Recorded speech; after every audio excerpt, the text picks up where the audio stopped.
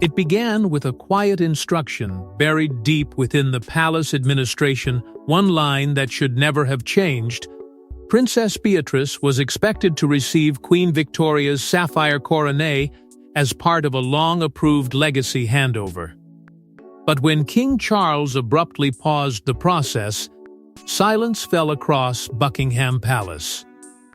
No explanation, no warning, just a royal decision that turned a ceremonial inheritance into a constitutional shockwave. Before we go deeper into what this really means for the royal family, make sure to subscribe so you don't miss a single update. Within hours of that instruction being quietly halted, the machinery of the palace did what it always does. When faced with uncertainty, it froze. Senior clerks who had prepared the ceremonial transfer files for months suddenly found their access restricted. A scheduled heritage pathway, once described in internal notes as approved and uncontested, was marked for immediate reassessment under direct royal authority. No signatures were circulated. No formal memo clarified the reversal. Only silence and the weight of an order that seemed to arrive from the very top without explanation.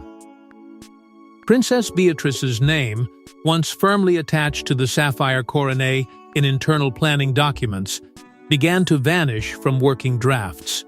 Not erased, but suspended in administrative limbo that courtiers privately described as deeply unusual for an asset of such symbolic weight. For a royal jewel tied to Queen Victoria's legacy, even the slightest procedural delay carried implications that reached far beyond protocol. It suggested not confusion, but intervention. Inside Buckingham Palace, whispers began to circulate between departments that rarely spoke so openly. Some pointed toward a routine protocol review, while others quietly dismissed that explanation as too soft for the scale of the interruption. The Royal Collection Trust, normally the most stable custodian of historical assets, reportedly sought clarification from the king's advisors, only to receive carefully worded responses that revealed nothing and explained even less. Beatrice herself, according to fragmented accounts from those close to palace operations, was not formally informed through official correspondence.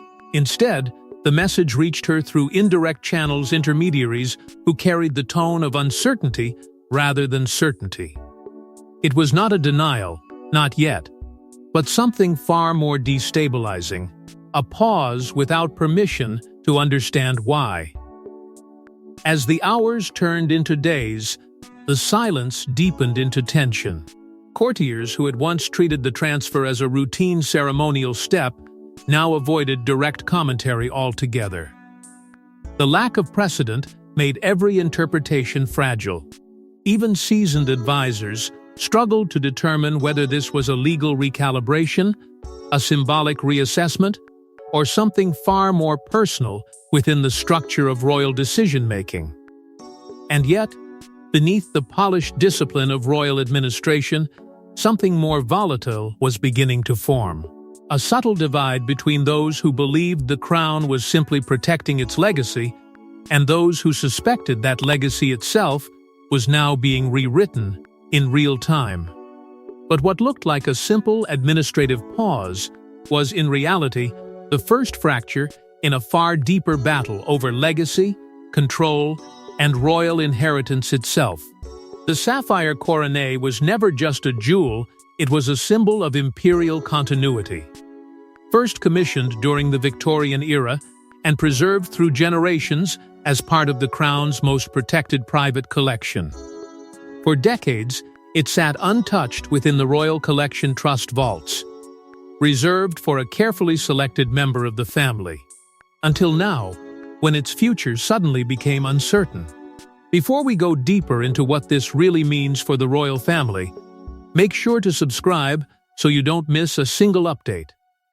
Its origins trace back to the mid-19th century, when Queen Victoria's court sought to reinforce the visual language of imperial authority through objects that carried both beauty and power. The Sapphire Coronet emerged not merely as decoration, but as a deliberate statement of continuity and artifact designed to outlive politics, ministers, and even monarchs themselves.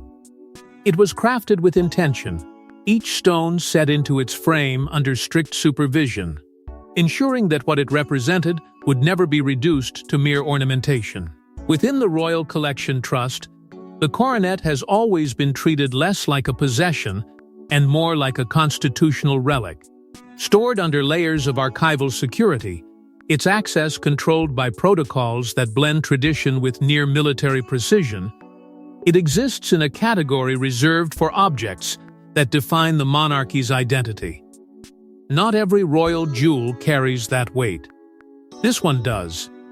And because of that, every movement connected to it has always been deliberate, documented, and almost sacred in its execution. Over time, the Sapphire Coronet came to represent something even more delicate than imperial history. It became a symbolic bridge between monarchs and heirs. A silent marker of trust, passed only when the institution itself deemed the timing correct. It was never simply assigned, it was granted. And that distinction mattered more than anyone outside the system could fully understand. To receive it was to be recognized not just as family, but as part of the monarchy's living continuity. For years, internal planning documents reportedly placed Princess Beatrice within that carefully controlled lineage of succession for ceremonial artifacts. Her name, according to those familiar with archival planning, appeared alongside structured inheritance pathways that suggested a future role tied to Queen Victoria's legacy. It was never publicly announced, never officially celebrated, but within the administrative layers of the palace system, it was understood as a settled expectation rather than a question. That expectation carried emotional weight as well as institutional meaning. Among senior staff, the coronet was often described as one of the most emotionally valuable artifacts in the entire collection, not because of its material worth, but because of what it represented: recognition, trust, and continuity across generations. To shift its destination was not a minor adjustment. It was a recalibration of legacy itself. And yet, even in a system built on precedent, there remained one absolute rule: any alteration to the coronet's assignment required monarch-level authorization. No committee could override it. No trust could quietly redirect it. The decision would always, ultimately, rest with the sovereign. Which is why the sudden uncertainty surrounding its future sent such a visible ripple through the institution. A symbol once considered immovable was now being spoken about in conditional terms, its path no longer fixed, but suspended in interpretation and review. For those inside the system, this was not just unusual, it was unsettling in a way that words could barely contain. And beneath all the silence, beneath the careful language of review and reassessment, a deeper tension began to form, one that no document officially acknowledged, but everyone quietly sensed. Because if even the Sapphire Coronet could be paused, then nothing within the monarchy's inherited structure was truly beyond question anymore. Yet beneath its glittering history lay a question no one dared ask aloud: why was Beatrice ever chosen in the first place? For Princess Beatrice, the Sapphire Coronet was never a rumor, it was an expectation quietly reinforced through years of palace conversations, legal drafting, and carefully managed assurances. Insiders suggest she had been preparing for a symbolic moment of recognition tied to Queen Victoria's legacy. Until suddenly, those expectations began collapsing without explanation. Before we go deeper into what this really means for the royal family, make sure to subscribe so you don't miss a single update. For years, Beatrice's position within the ceremonial architecture of the monarchy had been described by those within the system as steady, even quietly strengthening. Not in the public eye, not in grand declarations, but through incremental inclusion in heritage discussions that rarely reached outside official channels. Within that controlled environment, she was increasingly associated with continuity projects, events, commemorations, and legacy-linked responsibilities that placed her closer to the symbolic core of the institution than ever before. Those familiar with internal planning suggest that informal assurances had been given during the earlier transition period of the reign, when continuity and stability were the overriding priorities. Nothing was ever publicly confirmed. Yet, within palace conversations, a sense of direction began to form. Beatrice's name appeared more frequently in discussions involving ceremonial artifacts, particularly those tied to Queen Victoria's lineage and the long arc of imperial symbolism that still anchors the crown's identity. Over time, that quiet association evolved into what aides privately called routine confidence. It was not written in proclamations or stamped in official announcements, but it existed in the rhythm of planning documents and the expectations of those coordinating royal heritage transfers. She was not treated as a speculative figure. In this context, she was treated as someone already moving along a predefined path, even if that path was never publicly acknowledged. Behind that perception lay years of emotional preparation. Insiders describe a gradual internalization of responsibility where symbolic recognition was not viewed as a distant possibility, but as an eventual step within the monarchy's structured continuity. In a family where legacy is measured in centuries rather than years, even unspoken expectations carry immense emotional weight. Every discussion, every adjustment in ceremonial planning reinforced the sense that her role was slowly crystallizing into something significant. Yet what made the shift so destabilizing was not the existence of expectation, but its sudden disappearance from the system that had once sustained it. Without warning, the familiar signals of continuity began to fade. Conversations that once flowed freely through advisory channels became cautious. References to the Sapphire Coronet grew quieter. The structured confidence that had defined her position was replaced by an unfamiliar silence emanating from King Charles's administrative circle. According to fragmented accounts from within palace operations, Beatrice did not receive clarity through formal channels. Instead, uncertainty reached her indirectly, carried through intermediaries who could offer tone but not explanation. What had once been a predictable trajectory suddenly became a suspended question, leaving even seasoned courtiers struggling to interpret the shift. As days passed, that silence deepened into something more disorienting than any formal refusal could have been. Because, in the absence of explanation, assumptions begin to fracture, and even long-held expectations start to feel unstable. For Beatrice, the absence of confirmation became its own form of communication, one that suggested not rejection, but reassessment at the highest level. And it was in that growing uncertainty that the true weight of authority began to reveal itself. Because within the monarchy, no expectation, no matter how carefully built, can survive when it comes face to face with sovereign power that chooses to remain silent. But confidence inside one branch of the family was about to collide with a far more powerful force, the authority of King Charles himself. King Charles's intervention did not arrive as a public statement or ceremonial announcement. It arrived as a sealed directive circulating through the highest levels of palace administration. In one stroke, the approval chain for the Sapphire Coronet was frozen, reviewed, and effectively suspended under royal authority. Courtiers described it as unexpected, absolute, and irreversible in tone. Before we go deeper into what this really means for the royal family, make sure to subscribe so you don't miss a single update. The document itself did not carry celebration, explanation, or hesitation. It carried finality. Delivered through King Charles's private office, it moved through restricted administrative channels with a speed that immediately unsettled those who recognized its implications. Within minutes, entire sections of the inheritance framework tied to ceremonial jewels were placed under immediate suspension. What had once been a carefully maintained and predictable system of legacy transfer was suddenly locked down without warning. At the Royal Collection Trust, The reaction was not chaos, but something far more disturbing: controlled alarm. Staff members familiar with the protocols understood that a directive of this nature did not simply pause a process. It redefined authority over it. All active planning connected to jewel assignments, including the Sapphire Coronet pathway previously associated with Princess Beatrice, was ordered to stop pending review. No exceptions. No phased delay. A full administrative freeze.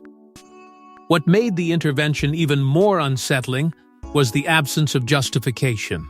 There was no accompanying statement, no explanatory briefing, no carefully worded rationale to soften the impact. Instead, courtiers were left to interpret the meaning of a directive that referenced only one guiding principle: a legacy preservation clause. The phrase itself, though procedural in appearance, carried enormous symbolic weight. It suggested that what was being protected was not merely an object, but the structure of inheritance itself. Inside advisory circles, interpretations fractured almost immediately. Some saw it as a necessary correction, a tightening of control meant to safeguard the integrity of royal assets during a period of transition. Others viewed it as something far more deliberate, a recalibration of influence, where long-assumed expectations were being re-evaluated at the highest level of sovereignty. The lack of clarity only deepened the tension, allowing speculation to grow in the absence of facts. For Princess Beatrice, the implications were immediate but indirect. Her expected handover, once quietly embedded within internal planning frameworks, was now formally placed under review. Not cancelled, not confirmed, simply suspended within a space that offered no timeline and no certainty. In the language of the palace, that distinction mattered more than it appeared on the surface. A review could restore, or it could permanently erase. Within the corridors of Buckingham Palace, the atmosphere shifted into something unusually tense. Courtiers moved carefully. Conversations shortened, and even routine exchanges carried an undercurrent of caution. Every department connected to ceremonial heritage felt the weight of the decision differently, but none could ignore it. The usual rhythm of administrative continuity had been interrupted by a single, unambiguous act of sovereign authority. And as the order spread, it became clear this was not about procedure, it was about power, precedent, and control over royal legacy itself. Behind closed doors, the decision triggered what insiders now describe as a quiet war of counsel, a clash between traditional inheritance expectations and a tightening circle around King Charles. Meetings multiplied, emails vanished into sealed archives, and the once stable protocols surrounding royal artifacts began to fracture under pressure. Before we go deeper into what this really means for the royal family, make sure to subscribe so you don't miss a single update. What unfolded inside the palace was not open conflict, but something far more controlled and far more dangerous to institutional stability. Emergency meetings were convened between senior legal advisors and long-standing courtiers, each carrying different interpretations of the same royal doctrine. At the center of every discussion was a single unsettling question: when inheritance meets sovereign authority, which principle truly holds precedence? The Royal Collection Trust, usually the quiet custodian of continuity, found itself forced into an unfamiliar position, seeking clarification rather than providing it. Their concern was not about one artifact alone, but about the structural limits of authority itself. If a coronet tied to Queen Victoria's legacy could be paused mid-transfer, then what exactly remained protected from reversal? That uncertainty began to echo through every layer of administrative decision-making. As interpretations fractured, so did trust in the predictability of precedent.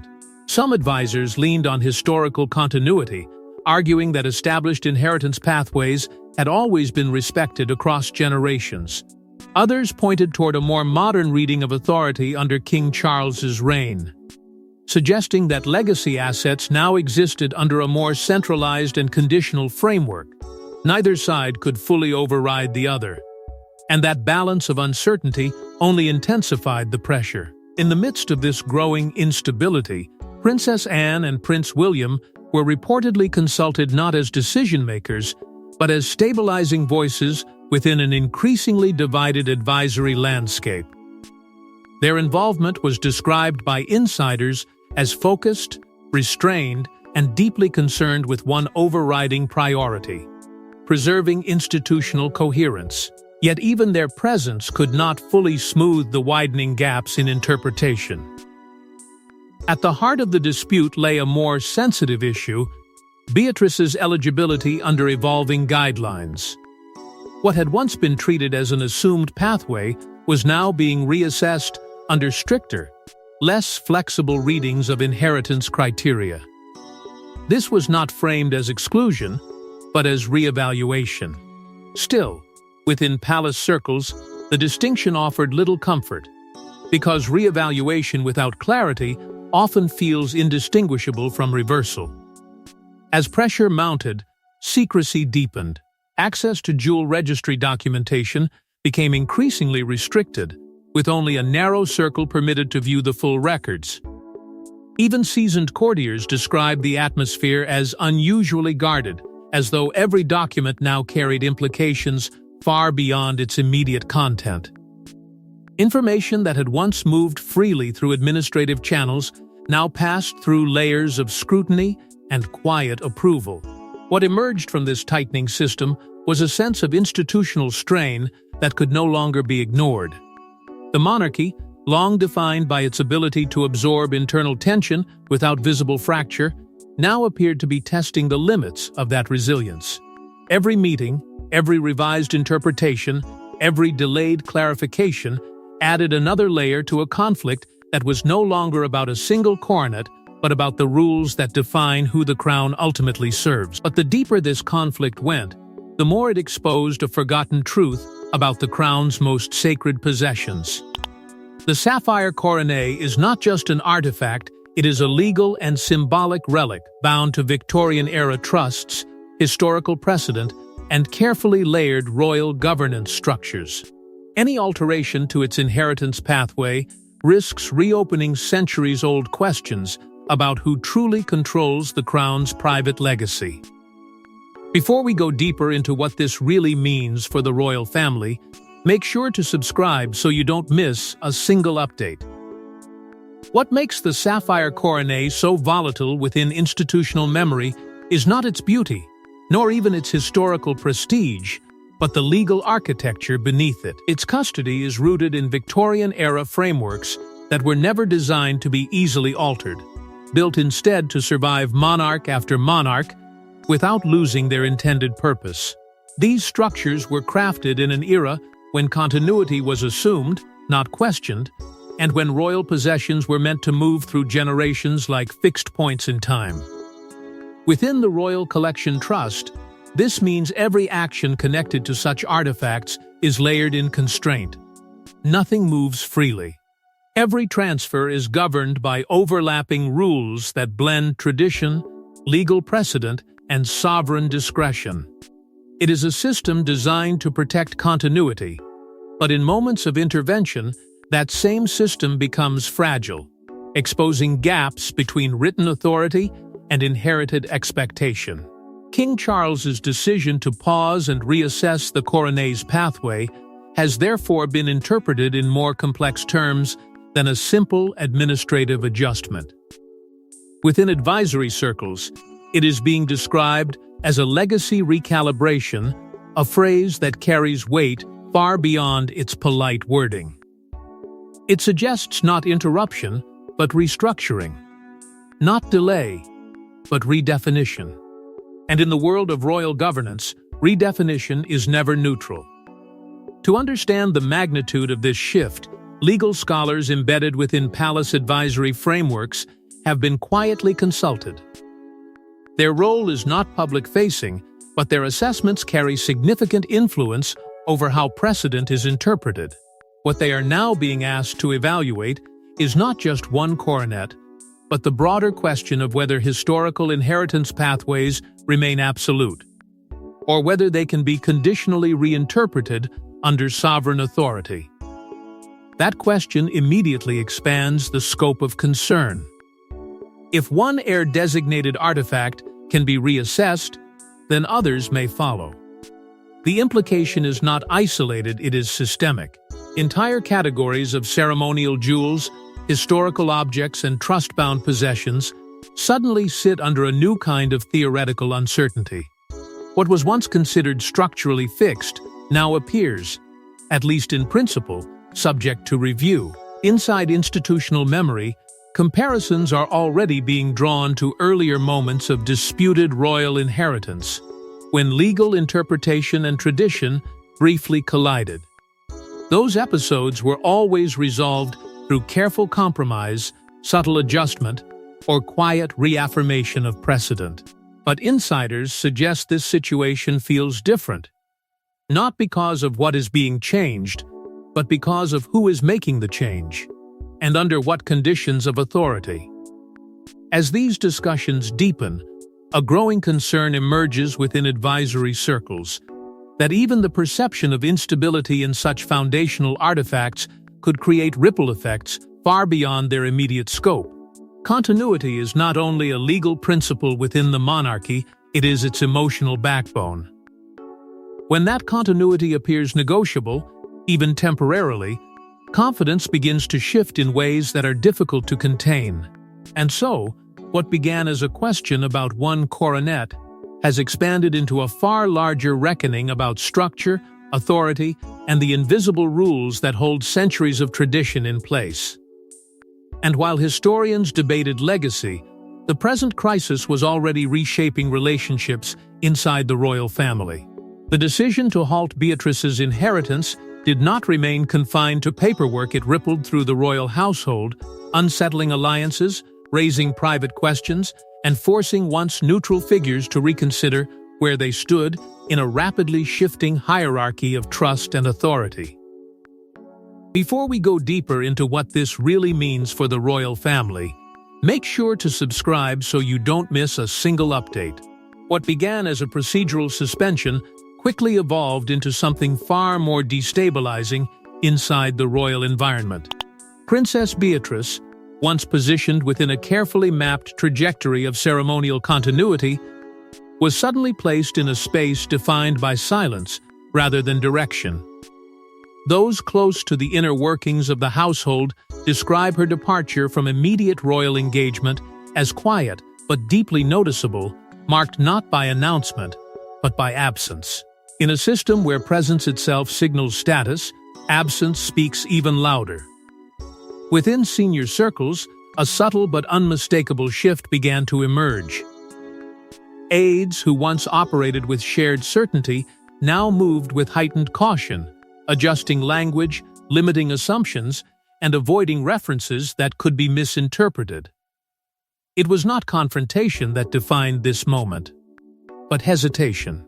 And in the monarchy, hesitation often signals that the structure beneath is being recalibrated in real time. At the center of the stabilizing effort stood Prince William and Catherine, whose response, according to insiders, was not emotional but institutional. Their focus remained fixed on continuity, ensuring that the broader framework of monarchy did not fracture under the weight of uncertainty. Discussions reportedly centered on maintaining public confidence, reinforcing structural clarity, and preventing the perception that internal reassessments could spiral into wider instability. Meanwhile, Princess Anne's presence within the internal advisory environment became even more pronounced. Known for her unwavering adherence to protocol, she was described as reinforcing what insiders called discipline through structure. Her approach was not reactionary, but corrective, anchoring discussions back to precedent, process, and the unyielding mechanics of royal governance. In moments of uncertainty, her influence functioned as a stabilizing force, even when answers remained unresolved. Behind these formal dynamics, however, the emotional undercurrent within the household could not be entirely contained. Staff members observed a growing strain that was never openly acknowledged but consistently felt. Conversations grew shorter. Interactions became more measured. Even routine coordination carried a sense of quiet tension, as if every exchange was now operating under unseen scrutiny. Outside the palace, media interpretation began to accelerate, focusing not only on the inheritance pause, but on what it revealed about King Charles's leadership style. Analysts and commentators debated whether this was an assertion of necessary control or a sign of deeper recalibration within the monarchy's internal hierarchy. Each interpretation added another layer to the public narrative, even as the institution itself remained silent. Inside the system, however, something more subtle was forming. A quiet alignment began to emerge among senior figures around a shared principle, what some described as an institution-first perspective.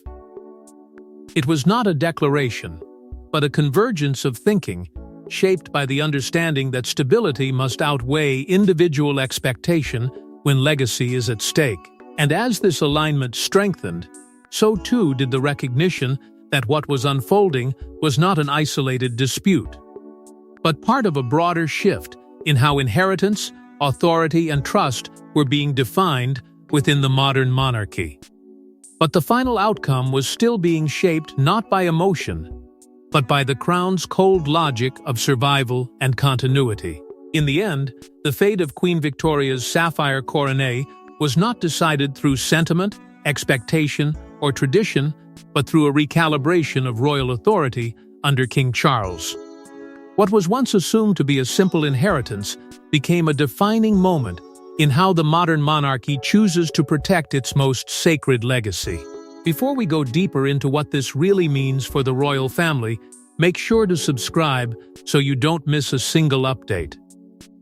What followed was not a reversal, nor a resolution, but a deliberate holding pattern enforced at the highest level of royal decision-making.